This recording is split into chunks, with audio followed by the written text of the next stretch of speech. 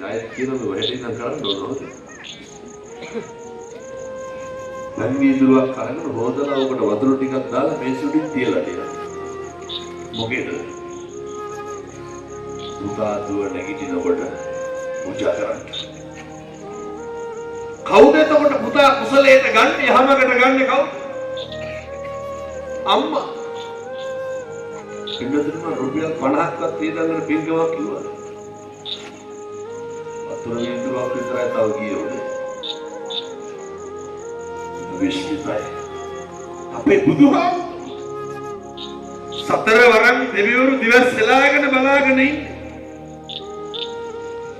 කවුද මේ උදේ පාන්දර බුදුහාමුදුරුවන්ට පැන් පූජාව කරන උත්තමයා? වරදින්නේ නෑ බිමතුනේ.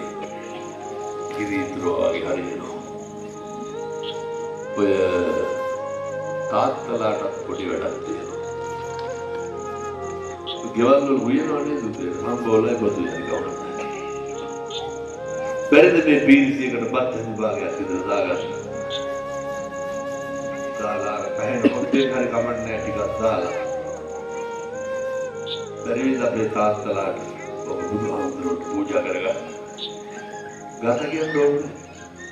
කියලා මගේ බුදුහාමුදුරුවන්ට බුද්ධ පූජාව තියන.